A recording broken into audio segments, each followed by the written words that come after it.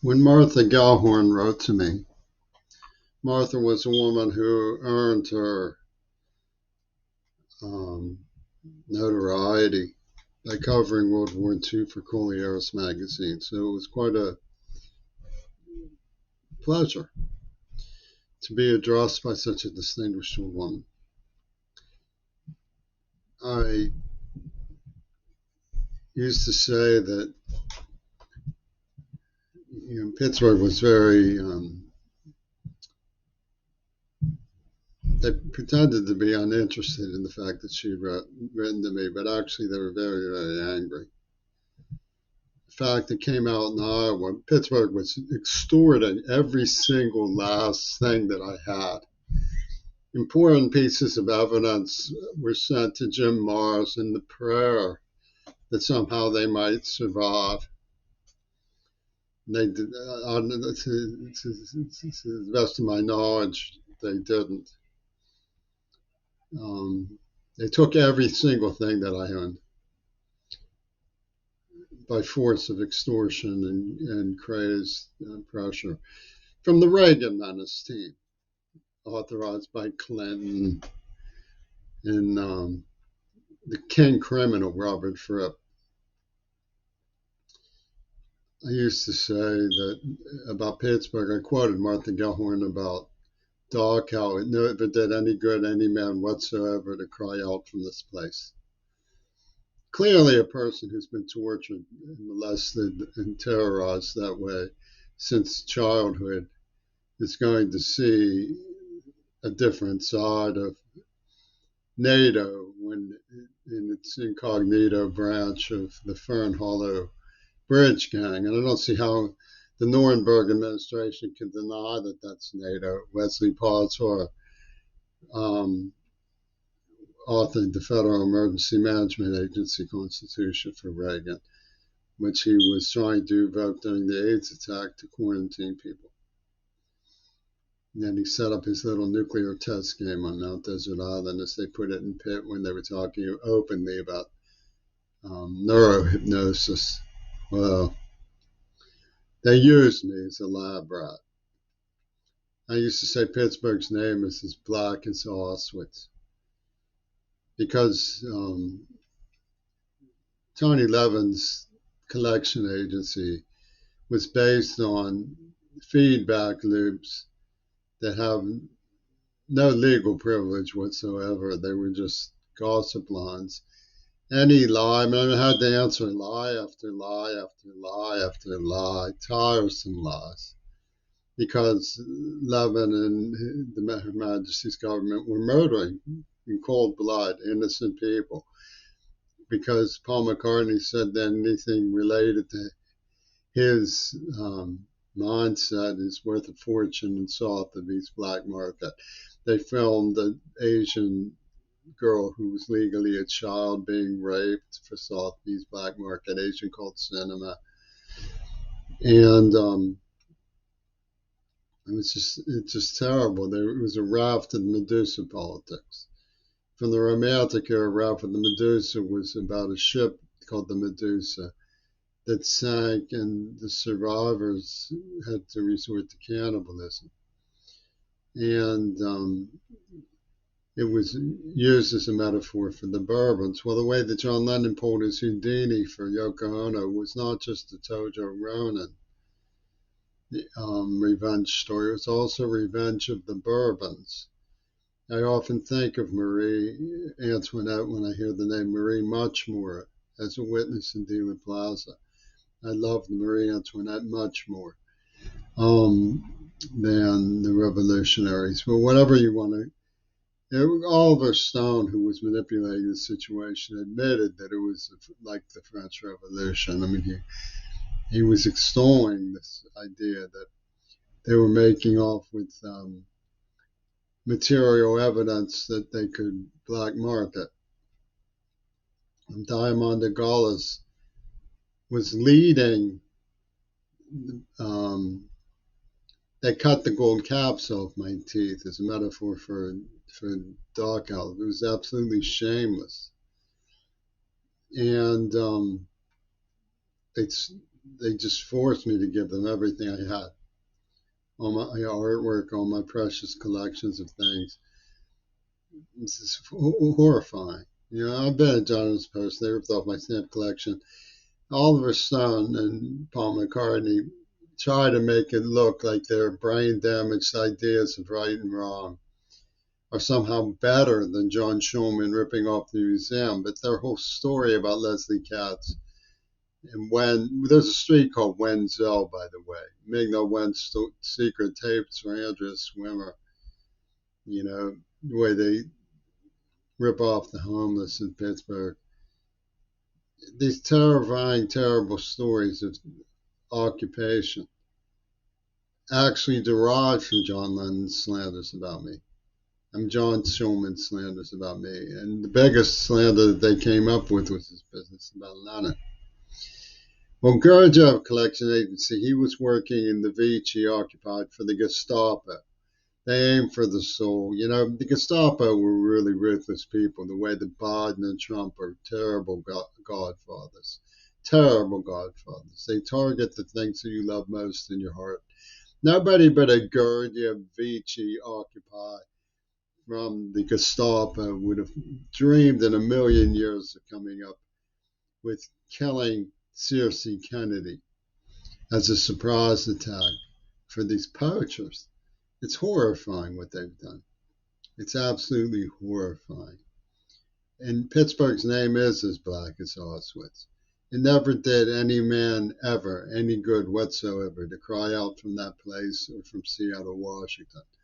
It's horrifying how cruel they are, how criminal they are, how slanderous they are, how incessant they are about slanderous, evil, and cruel feedback loops. Sure, I want to make a living. I want to be paid for my life's work. I've done my level best to try to warn my peers. What did they do?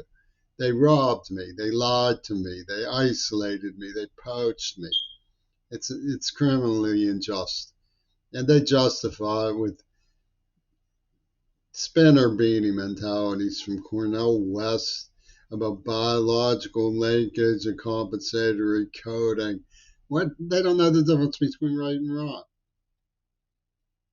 I don't know the history of the books that were stolen from the Carnegie, but there were lawfully belonged to the Carnegie. Nobody should rob a library that way. Yet they probably came up with all kinds of stories justifying it. If the curators in the museum were to say these were treasures that were taken wrongfully from people who wanted to return them, that is different. I don't have anything against that kind of return of pilfered heritage. Nothing against it. I think it makes perfect sense and reasonable and is open to negotiation. I'm not in charge of the Carnegie. I didn't have anything. I've reported John Schulman because he told me a cooked up story about a rare book that he charged the post office for because it was lost. It didn't look honest. I didn't believe him. I told him, and I was right. He set me up. Pittsburgh set on me. They said I was a reckless driver at Kelly Elementary School. No, didn't happen. They blackmailed me for something they tortured me to obtain. The Pittsburgh Courier blackmailed me for something they tortured me to obtain. Is that fair? No, that's Pittsburgh.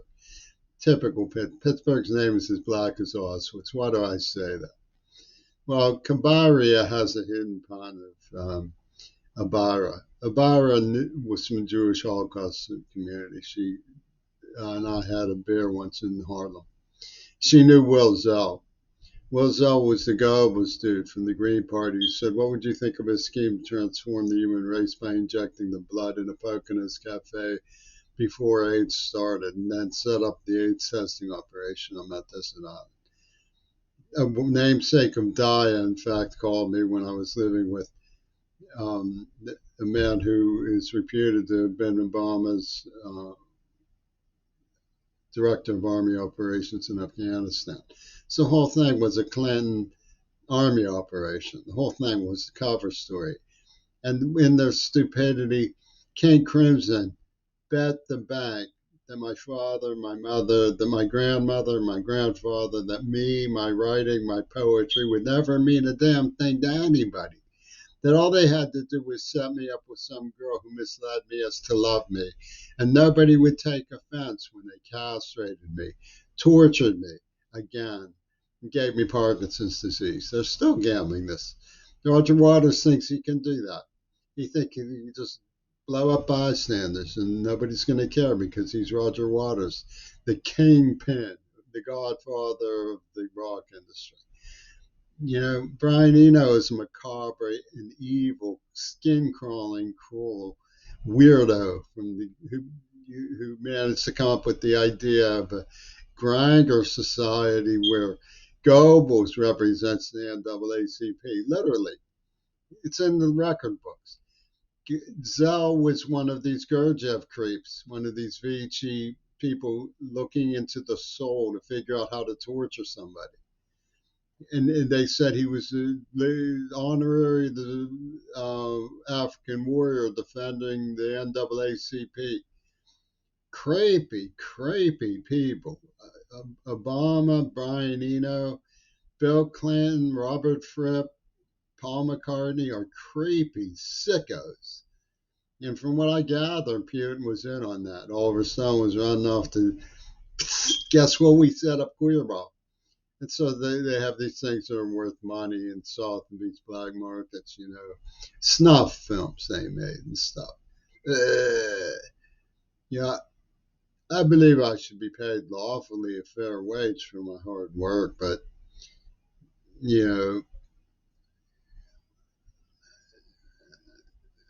I'm the next big thing. I'm the next big thing in that. But this mentality stuff is berserk. A crime had been committed. They had a picture of me in front of a garage. It was Kodak dated 1966. It had 100 staples in it. And said, I love Sarah Saran. 1966. In a Jewish Holocaust survivor community. It said, I love Sarah Saran. And I sent it to Jim Mars, and they've never answered me. He's dead now, but his estate, he claimed that every time I wrote to him that he got the letter and even replied to me.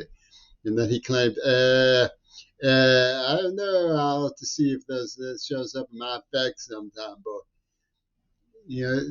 they were more, they didn't care if anybody was warned or told. They didn't care if anybody was warned or told. That's the thing that they didn't care. They didn't want to save lives. The Zappas were out to poach, to make it illegal, to save the at risk. What was I? I was in the category of the at risk, and they said it was illegal for me. If I wash, they will be offended. And this applied not just to me, but to every single person who they denied information that could have been used to protect themselves. That's the only thing that they were interested in, was making poach out of other people's misfortune. And they cut the gold caps off my teeth and said it was because I Hitchhiked to St. Louis was poaching John Lennon. And this actually played out in their minds. Put yourself in their shoes, right? He's hitchhiking from Pittsburgh to St. Louis just to hear Robert Fripp play. He's poaching John Lennon. And Ringo Starr actually maniacally believes this. And anything that anybody who says to him that contradicts him causes him to chew the carpet to shreds. He chews the carpet to shreds because somebody contradicts him. And then he sends it out as special EXP through the chain of Swami Nostra, who stole cars and beat up queerbait and did other things that were all supposed to be so much fun.